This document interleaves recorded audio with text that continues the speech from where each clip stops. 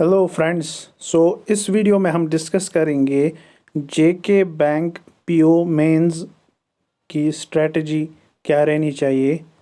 और वो बच्चे जिनको लग रहा है कि उनका स्कोर 55 प्लस है तो मुझे लगता है उनको मेंस की प्रिपरेशन स्टार्ट कर देनी चाहिए, लेकिन 55 स्कोर अटेम्प्ट्स नहीं।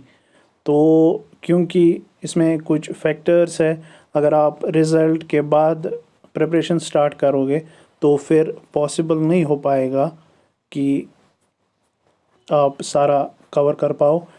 हम मान के चलते हैं कि 10 दिसंबर या 12 दिसंबर को अगर रिज़ल्ट आएगा तो उसके बाद हार्डली 14 से 15 डेज़ बच जाते हैं, और उन 14 से 15 डेज़ में पूरा सिलेबस कवर कर पाना, एक अच्छी प्रैक्टिस कर पाना, ऐसी प्रैक्टिस कर पाना कि जिससे फिर आपको उन चीज़ों पे होल्ड आ जाए, वो पॉसिबल नहीं हो पाएगा।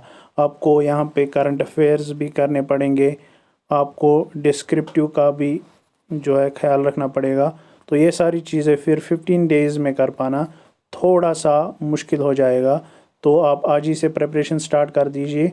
मैं आपको सेक्शन वाइज बताऊंगा कि क्या क्या चीज़ें डिफरेंट रहेंगी इस टाइम और कैसे आप प्रिपरेशन करोगे। तो सबसे पहले हम स्टार्ट करेंगे विथ इंग्लिश।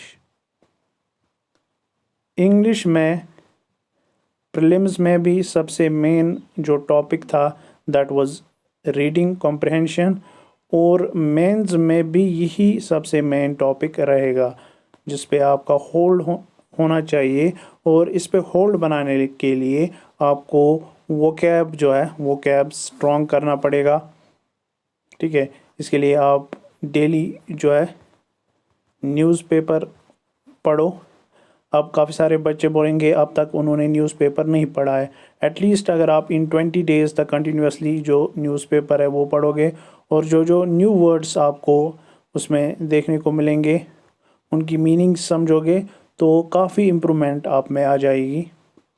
उसके बाद जो फिलर्स है या मैच द कॉलम्स है वो सारी चीज़ें अब उतनी इजी लेवल की नहीं होंगी। सेंटेंस रीअरेंजमेंट भी उतने इजी लेवल का नहीं होगा। तो आप जो है हायर लेवल के क्वेश्चंस इन टॉपिक्स के रिलेटेड प्रैक्टिस करना स्टार्ट कर दो। उसके बाद अगर हम रीजनिंग की बात करें तो रीजनिंग में अगर हम स्लॉग्स की बात करें तो अब स्लॉग्स जो है हायर लेवल के होंगे और बहुत ज़्यादा चांसेस है कि रिवर्स सिलॉगिज्म भी आ सकता है एग्ज़ाम में, जिसमें आपको कंक्लूजन्स दिए होंगे और कंक्लूजन्स से आपको स्टेटमेंट्स प्रेडिक्ट करने हैं। कोडिंग डिकोडिंग भी काफ़ी डिफ़िकल्ट होगी अब। और एक और टॉपिक जो प्रीलिम्स में आपने स्किप कर दिया था that was machine input output, ये भी काफ़ी इम्पोर्टेंट पार्ट अब बन जाएगा रीजनिंग का।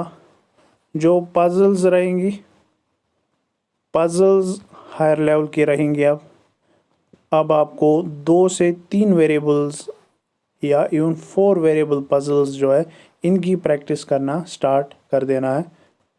अगर उसके बाद हम बात करें कॉन्ट की, कॉन्ट में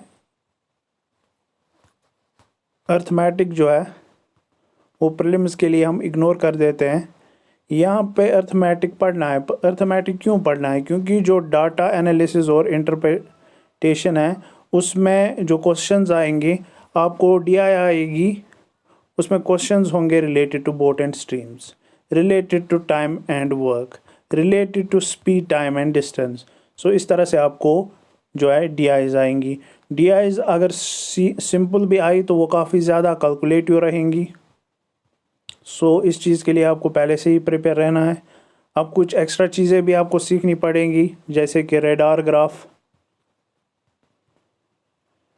या कुछ एक्स्ट्रा चीज़ें भी हैं वो आपको सीखनी पड़ेंगी। आपको फिलर बेस्ड क्वेश्चंस आएंगे कॉन्ट में, तो उसकी प्रैक्टिस भी आपको करनी पड़ेगी। सो नेक्स्ट वीडियो में मैं डिटेल में डिस्कस करूँगा हर एक सेक्शन, किन सोर्सेज से आप पढ़ोगे।